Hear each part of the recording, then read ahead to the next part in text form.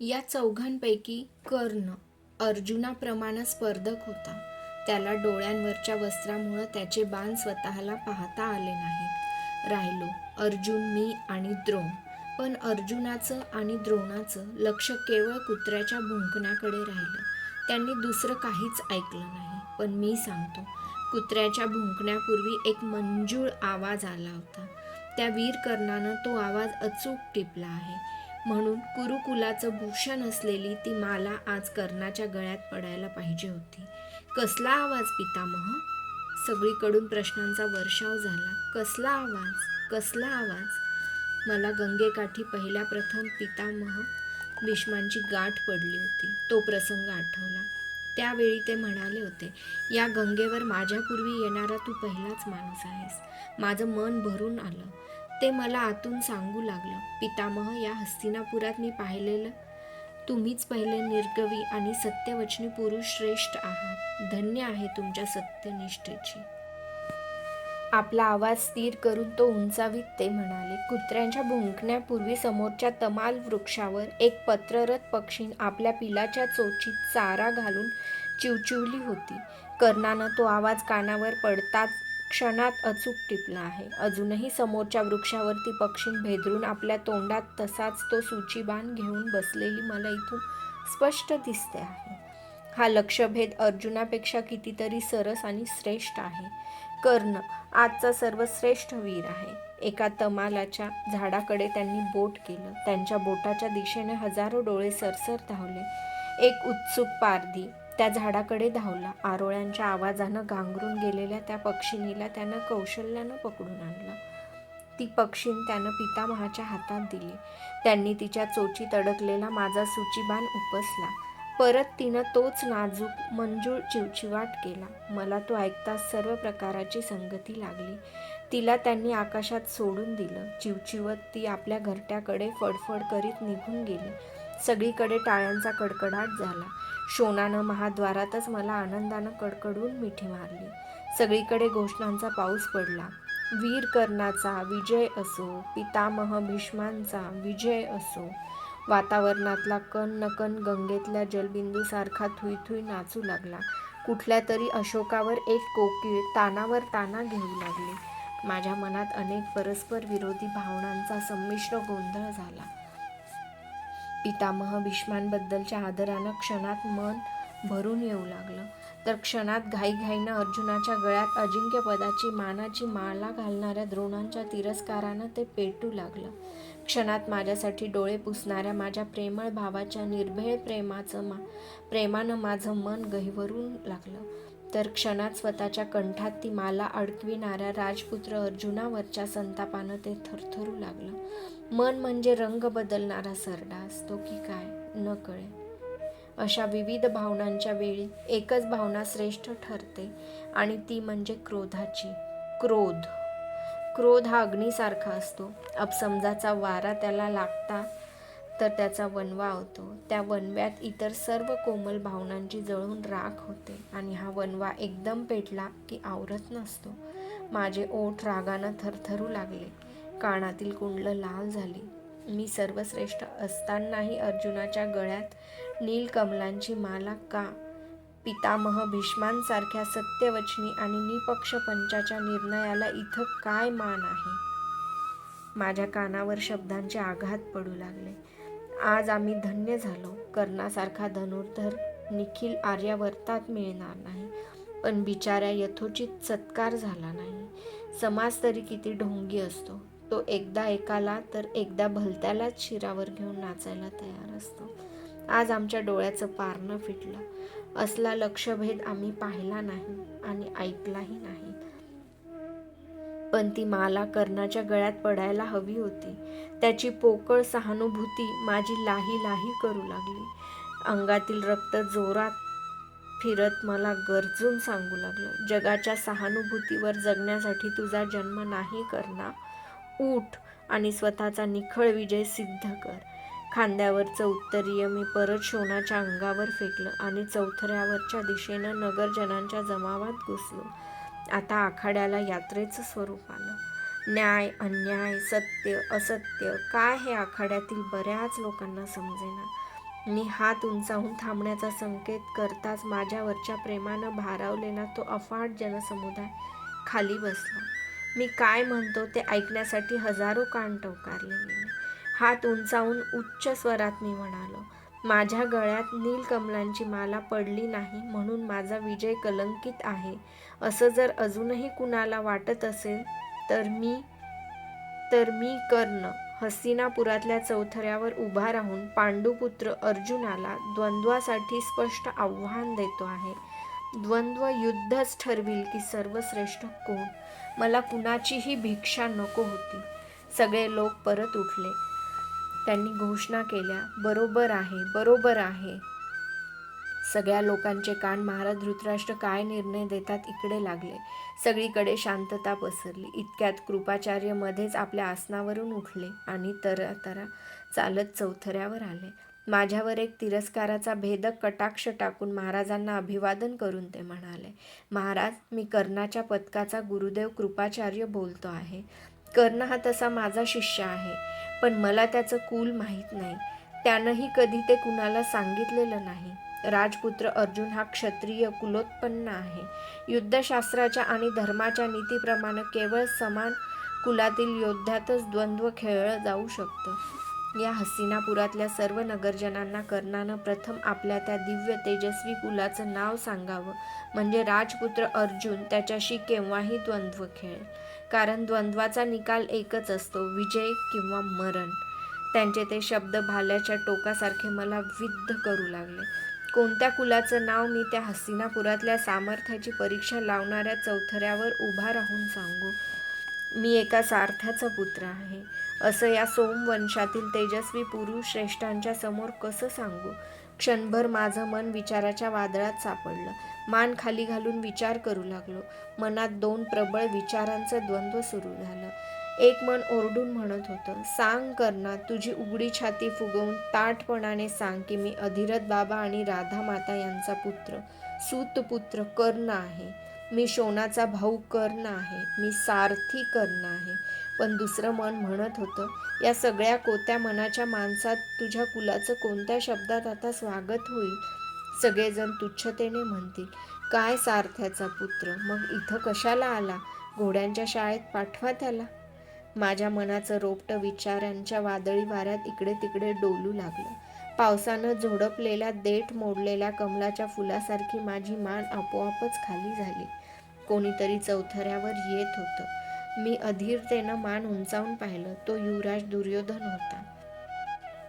तीच ऐटदार चाल, तेच तरतरीत नाक, तेच भेदक घारे डोळे, तेच घरंगळणाऱ्या उत्तरीयाला दिलेलं दमदार झटके, आसुडासारखा कडकडीत आवाज काढीत हाताची भक्कम मूठ वळून आपले घारे डोळे सर्वांवर गरगर फिरवीत मंडल घेत तो म्हणाला, गुरुदेव, कृपाचार्याने ही पराक्रमाची क्रूर चेष्टा चालवली आहे.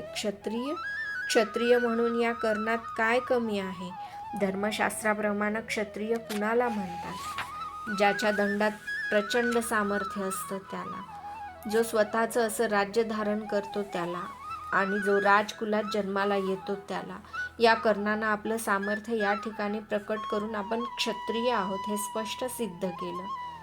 तेवढ्यानंही कुणाचं समाधान होणार नसेल तर मी दुर्योधन आत्ता या ठिकाणी हे सिद्ध करतो की कर्ण हा एक क्षत्रियच आहे. पण हे द्वंद्व झालंच पाहिजे. मी कुरुश्रेष्ठ युवराज दुर्योधन घोषित करतो की आत्ताच आणि या चौथऱ्यावर सर्वांसमक्ष मी या वीर तेजस्वी आणि पराक्रमी कर्णाला अंगदेशचा अभिषिक्त राजा करणार आहे. आजपर्यंत कौरवांच्या अधिपत्याखाली मगध देशाजवळ असलेला अंगदेश आत्ता या क्षणापासून कर्णाचा होईल. कर्ण अंगराज होईल. त्यानं आपली पुष्टमान गरगर फिरवली आणि सर्वांचा प्रतिसाद घेतला. सगळीकडे शांतता होती. आपल्या वाकड्या आणि जाड भुवया जास्तच वाकड्या करीत त्यानं सेवकांना हाकारण्यासाठी टाळी वाजवली. एक म्हणता 10 सेवक चौथऱ्यावर गोळा झाले. त्यानं सर्वांना तोंडाला येईल त्या आज्ञा दिल्या. सिंहासन आणा, अभिषेकाचं जल आणा, पुरोहितांना बोलवून घ्या. थोड्याच वेळात चौथऱ्यावर एक सोन्याचं सिंहासन आलं. पाठोपाठ अभिषेकाचं जल आणि राजवस्त्र आली. त्यांच्यावर एक सोनेरी मुकुट आणि रुपेरी खड्ग होते.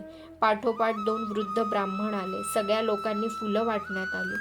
सगळीकडे चंदन, कस्तुरी तेलांचा सुगंध दरवळू लागला. दुदुंबी आणि नगारे वाजू लागले.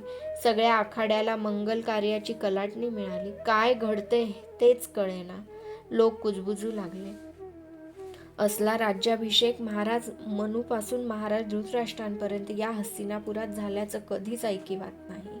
ठीक झालं, त्या वीर पुरुषाचा आता योग्य सत्कार चालला आहे. पण या राज्याभिषेकानंतर काय? द्वंद्वात काय होणार? सर्व तयारी होताच युवराज दुर्योधनानं माझ्या दंडाला धरून मला त्या सिंहासनावर बसविलं. वृद्ध ब्राह्मणांनी सुस्वर सुरात पवित्र मंत्र म्हणावयास सुरुवात केली. थोड्या वेळापूर्वी तिथं आरोळ्या, टाळ्या, संवाद, प्रतिसंवाद चालले होते. तिथंच आता या मंत्रांचे स्वर घुमू लागले. माझ्या मस्तकावर आर्यवर्तातील गंगा, यमुना, सरस्वती, सिंधू, गोमती अशा सर्व नद्यातील पवित्र जल सिंचलं जाऊ लागलं. त्या जलानं माझे मस्तक भिजत होतं. तर ज्येष्ठ कौरव दुर्योधनाच्या निर्भय प्रेमाच्या जलगंगेत माझं मन भिजत होतं. किती विशाल आणि तत्पर होतं त्याचं मन. आज जर तो पुढं झाला नसता तर त्या नुसत्या विचारानंच माझं अंग शहारलं. कर्णाच्या जीवनात मोजक्याच व्यक्तींवर त्यानं प्रेम केलं होतं. एक त्याचे आईबाप आणि भाऊ, दुसरा अश्वत्थामा, तिसरे पितामह भीष्म आणि आता निर्भय दुर्योधन. पण या सर्वांपेक्षा दुर्योधन वेगळा आहे, कारण त्यानं अधिक्षेपाच्या गर्तेत पडणाऱ्या मला स्वतःचा हात देऊन सावरलं. एका सामान्य माणसाला त्यानं क्षणात राजा केलं. या कर्णाच्या मनाचा एक कप्पा इथून पुढं एकट्या ज्येष्ठ कौरव दुर्योधनासाठीच राहील. मी मनोमन निर्धार केला. सिंहासनावर बसूनच त्यानं एक सोनेरी मुकुट माझ्या सोनेरी केसांवर बसविला, खांद्यावर राजवस्त्र टाकली आणि हातात रुपेरी खडक घेऊन ते खूप वर उंचावून गोल फिरवीत तो मोठ्यानं ओरडला, अंगराज कर्णाचा. सर्वांनी त्याला प्रचंड आवाज करून प्रतिसाद दिला. विजय असो. माझं मन दुर्योधनाच्या त्या अकल्पित धाडसानं भारून गेलं. त्याच्या घारसट डोळ्यांत एक वेगळाच आनंद चमकत होता. त्याला कडकडून मिठी मारावी असं मला वाटू लागलं. सगळे नगरजन अंगराज कर्णाचा जय जयकार करीत होते. आज सारथ्याचा मुलगा सम्राट झाला. 6 वर्षात जे गुरु द्रोणानं केलं नाही, कृपाचार्यांनी केलं नाही, पुढं आयुष्यभर कधीही केलं नसतं, ते आज एका पळभरात दुर्योधनानं केलं होतं. गदावीर दुर्योधन, युवराज दुर्योधन, अन्यायाला ठोकरणारा दुर्योधन, पराक्रमाची परीक्षा करणारा दुर्योधन, छे मित्र दुर्योधन, प्राणप्रिय साथी दुर्योधन. माझ्या डोळ्यात अतीव कृतज्ञतेचे 2 अश्रू उभे राहिले. ते जणू त्याला सांगत होते, सुहृद दुर्योधना, आज मातीत पडलेलं कमलपुष्प तू राजमुकुटात बसविलास, धुळीतला हिरा तू कोंदणात बसविलास, अपमानाच्या प्रसंगी हात दिलास. आता माझं सगळं जीवन तुझ्यासाठी आहे, एकट्या तुझ्यासाठी. नगरजनांनी चोहोबाजूंनी माझ्यावर फुलं उधळली. माझं मन त्यांच्या प्रेमानं गुदमरून गेलं. आता द्वंद्व झालं आणि त्यात मी कामी आलो तरी काय बिघडणार होतं?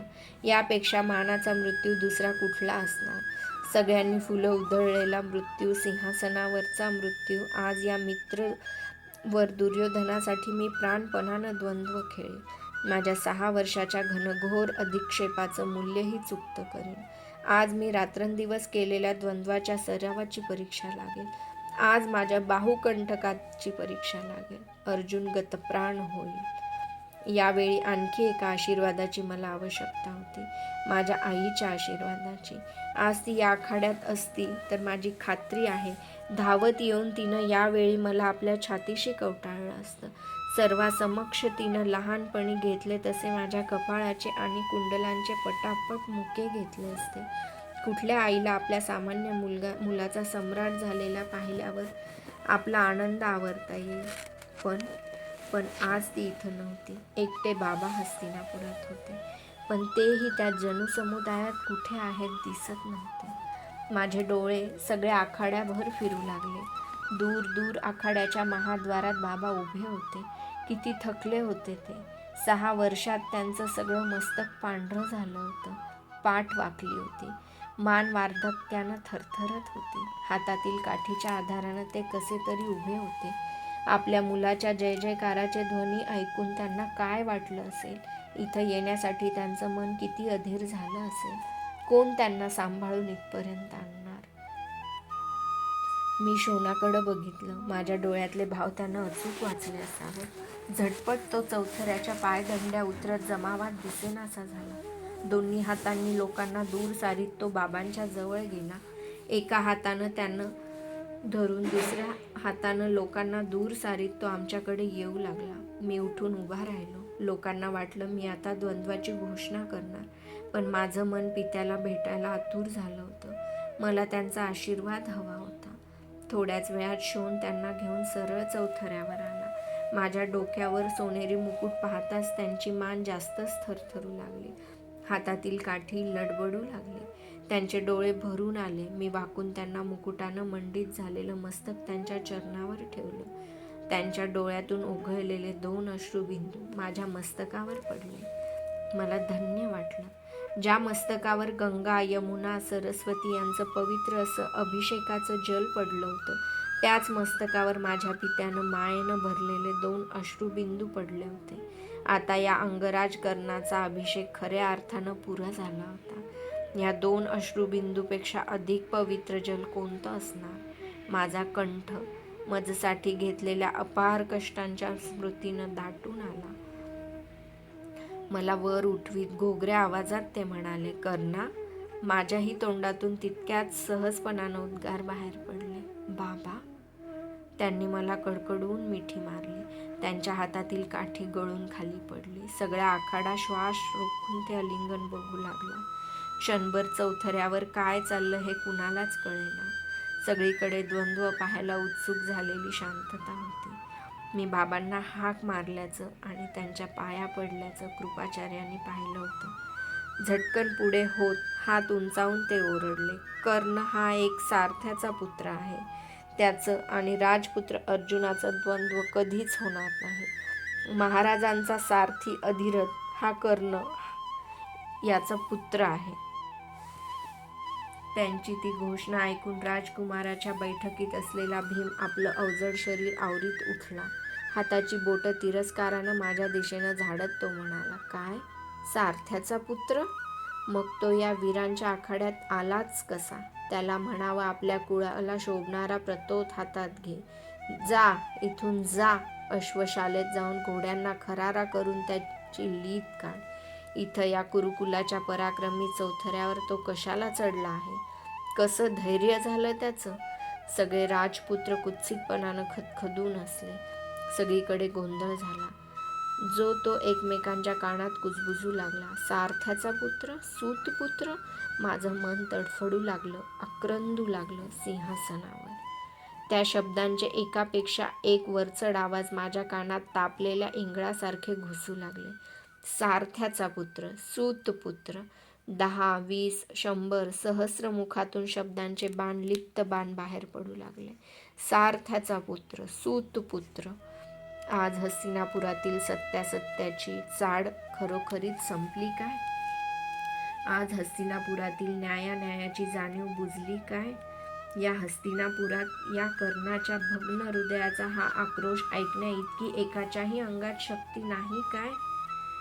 या कर्णाचं तडफडणारं मन ओळखण्या एवढी एकातही शक्ती नाही काय?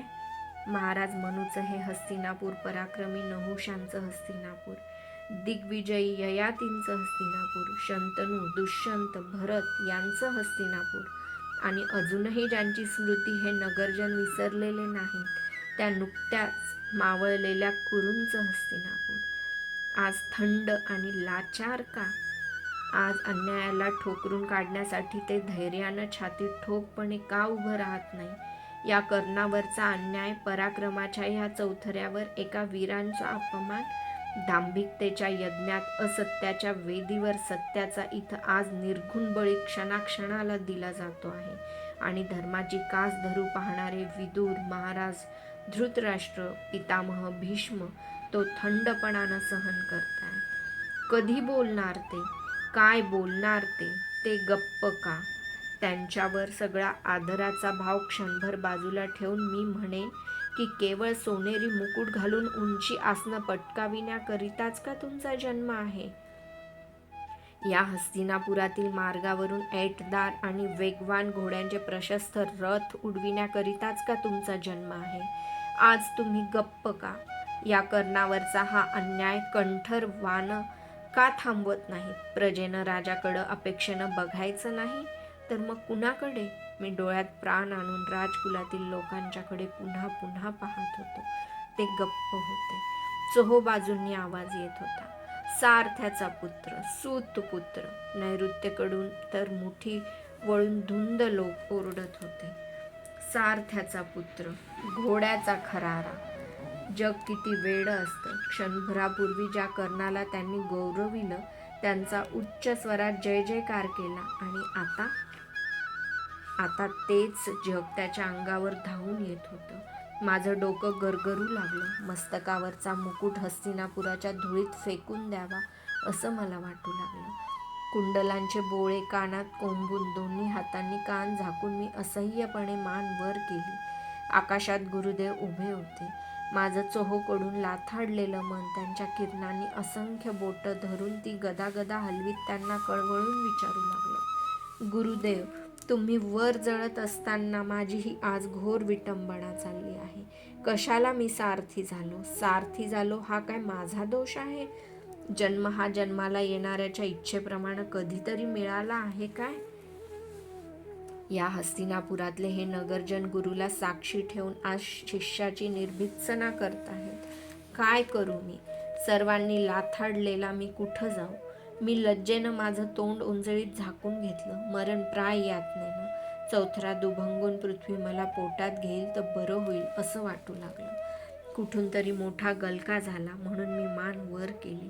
सगळे सेवक राजस्त्रियांच्या डेऱ्याकडे धावत होते. कुणीतरी एकटा सेवक धापा टाकत चौथऱ्यावर आला. त्यानं श्वास रोखत नीलकमलांची माला घातलेल्या निळ्या अर्जुनाला कानात सांगितलं, पांडुपुत्रा, राजमाता कुंतीदेवी मूर्छित झाल्या. गळ्यातील माला फेकून देऊन अर्जुन चौथऱ्या उतरून त्या डेऱ्याकडे धावू लागला. लोक तरीही ओरडत होते, सारथ्याचा पुत्र. डोक्यावरचा मुकुट फेकून देऊन बाबांना घेऊन तेथून चालतं व्हावं म्हणून मी मुकुटाला हात लावला. तेवढ्यात माझ्या पाठीवरून कुणाचा तरी हात फिरला. तो दुर्योधन होता.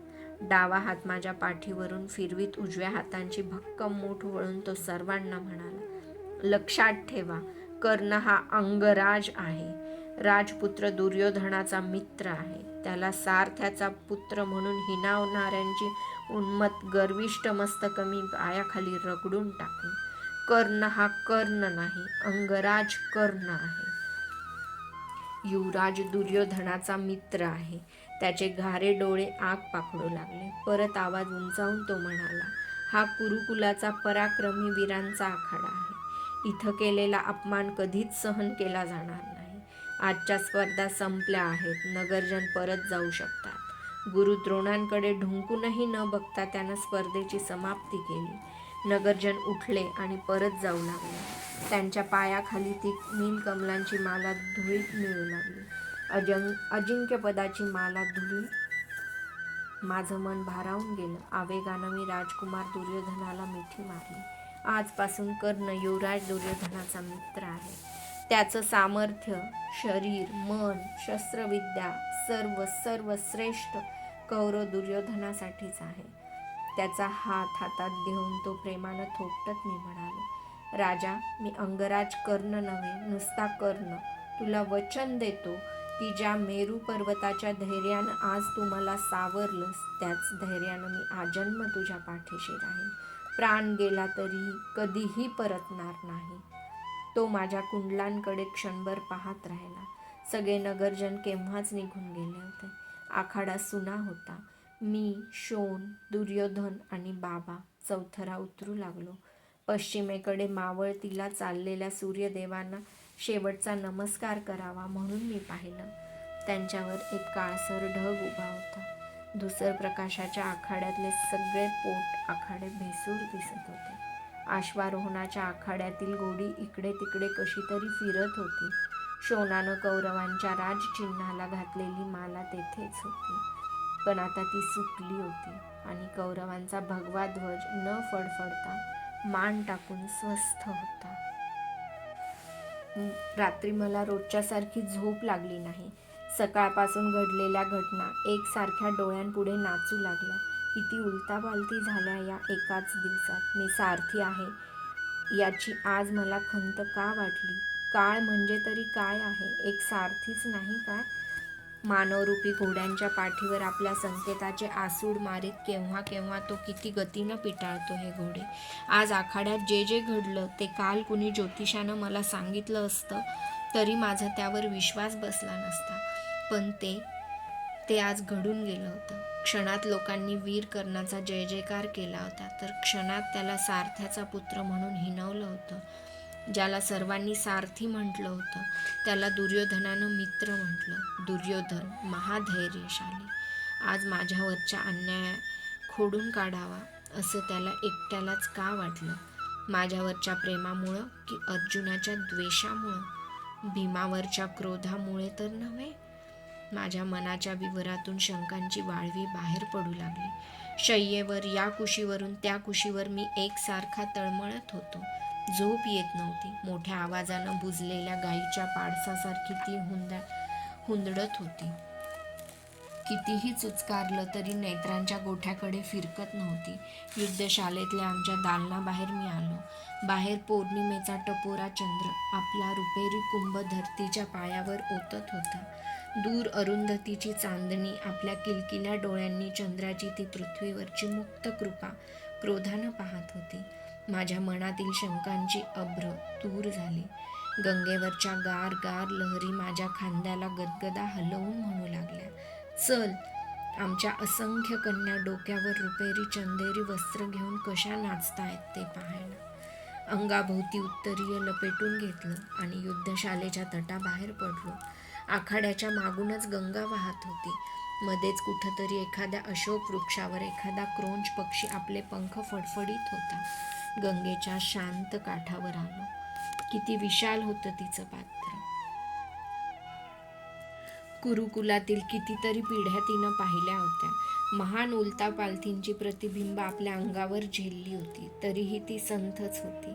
एका काळ्या पाषाणावर बसून मी तिचं ते रुपेरी मनोहर अप्रूप मात्र पाहू लागलो. दुरून कुठून तरी बुडबुड असा आवाज आला. गंगेच्या पाण्यावर वाकलेली एक मनुष्याकृती मला दिसली. रात्रीच्या वेळी पाणी नेण्यासाठी इथं कोण आलं आहे? मी मोठ्या आवाजात विचारलं, कोण ते? एका खांद्यावर घडा घेतलेली ती आकृती हळूहळू पुढं सरकू लागली. माझं कुतूहल बळावलं. क्षणात एक उंचपुरा धिप्पाड पुरुष माझ्यात पुढ्यात उभा राहिला. खांद्यावरच्या घड्यामुळं त्याची मान किंचित खाली झुकली होती. दोन्ही हातानं त्यानं घडा सावरला होता. माझ्या पुढ्यात येताच तो म्हणाला, मी सत्यसेन आहे. सत्यसेन. माझं मन स्मृतीचं वस्त्र उसवू लागलं. एक धागा कुठंतरी हाती लागत होता, पण निश्चितपणानं तो समजत नव्हता. सत्यसेन हे नाव कुठंतरी ऐकलं आहे असं वाटू लागलं. मी परत त्याला विचारलं, कोण सत्यसेन? मी प्रयागचा सारथी सत्यसेन. प्रयाग? गंगा यमुनेचा संगम? माझं कुतूहल जास्त वाढलं. मी त्याला विचारलं, मग अशा या रात्रीच्या वेळी या गंगेच्या काठी हस्तिनापुरात का? कौरवराज महाराष्ट्र धृतराष्ट्रांची ख्याती ऐकून हस्तिनापुराला आपल्या सारथ्याचं मोल होईल म्हणून मी आलो आहे. माझी बहीण वृषाली आणि आईही माझ्याबरोबर आली आहे. वृषाली? माझ्या तोंडातून सहजोद्गार बाहेर पडले. होय, आम्ही दिवसा हस्तिनापुरात पोहोचू अशी अपेक्षा होती, पण आमच्या एका घोड्याचा पाय कापिल्य नगरच्या घनदाट अरण्यात लचकल्यामुळे आम्हाला सावकाश यावं लागलं. नुकतेच आम्ही या नगरात आलो आहोत. मग मी पाणी आणण्यासाठी तुम्हाला या अपरात्री इथं पाठविण्या इतकी हस्तिनापुरातली अतिथ्यांची पातळी वाढली आहे काय? तसं नाही. आम्ही कुणाकडेही उतरलो नाही, कारण माझी इथं कोणाशी ओळखच नाही. आईला आणि बहिणीला विष्णूच्या मंदिराच्या आवारात बसवून आलो आहे. आईला प्रवासानं तहान लागली म्हणूनच मी पाणी आणण्यासाठी आलो. पण महाराज, आपण कोण? मी महाराज नाही, मी कर्ण आहे. मी त्याचा अपसमज दूर केला. कर्ण म्हणजे चंपानगरीच्या अधिरथ काकांचे? तो माझ्या कुंडलांकडे पाहत म्हणाला, होय, त्यांचाच मी पुत्र आहे. तो माझ्या कुंडलांकडे पुन्हा पुन्हा पाहू लागला. खांद्यावरच्या घड्यामुळे तो अवघडला होता. मी म्हणालो, जा तुम्ही. शक्य असल्यास उद्या पलीकडच्या युद्धशाळेत या, माझी भेट घ्या. घडा सावरीत तो चालू लागला. त्याच्या पायाखालीच वाळू चुरू वाजू लागली. गार गार वायू लहरी माझ्या अंगाला झोंबत होत्या. खांद्यावरून घसरलेलं उत्तरीय सावरण्यासाठी मी त्याचं एक टोक हवेत उडवून उजव्या खांद्यावरून पाठीवर फेकलं. पण माझ्या पाठीवर खटकन काहीतरी आदळलं. ते काय असावं म्हणून पाहण्यासाठी मी उत्तरीयाचं एक टोक परत मागं खेचून हातात घेतलं. एका गाठीत काहीतरी बांधलेलं होतं. झटपट ती गाठ औत्सुक्यानं मी सोडवली. तो घड्याचा एक फुटका तुकडा होता. दालनाबाहेर पडताना मी घाईनं जुनं उत्तरीयच पांघरलं होतं. क्षणभर मला वाटलं की तो तुकडा खालच्या वाळूत फेकून द्यावा, पण मी तसं केलं नाही. तो हातात घोळवत परतलो. माझ्या पायांखालची वाळू चुरू वाजू लागली. दुसऱ्या दिवशी मी सत्यसेनाची वाट पाहिली, पण तो काही आला नाही. तो का आला नसावा या शंकेनं मी त्याची विचारपूस करण्यासाठी शोनाला विष्णू मंदिराकडे पाठविलं. त्यानं परत येऊन जो वृत्तांत सांगितला तो मोठा धक्का देणारा होता. रात्री सत्यसेन गंगेवरून मंदिराकडे परतल्यावर अर्ध्या एक घटकेतच त्याच्या वृद्ध मातेला प्रवासाच्या दगदगीनं रक्ताच्या उलट्या झाल्या होत्या. त्या वृद्धेनं आपलं शरीर विष्णू मंदिराच्या पवित्र आवारात मृत्यूच्या स्वाधीन केलं होतं. आपली 2 मुलं तिनं विष्णूच्या चरणावर अर्पण केली होती. सत्यसेनाला खरोखरच कुणाच्या तरी सहाय्याची आता नितांत आवश्यकता होती. मी शोनाला परत त्याच्याकडे पिटाळून त्याला बरोबर घेऊनच येण्याची सूचना दिली. अफाट हस्तिनापुरात तो एकाकी होता. योगायोगानंच त्याची आणि माझी रात्री गंगेवर गाठ नाहीतरी नेहमी योगायोगानंच मानवाचं जीवन घडवीत असतं.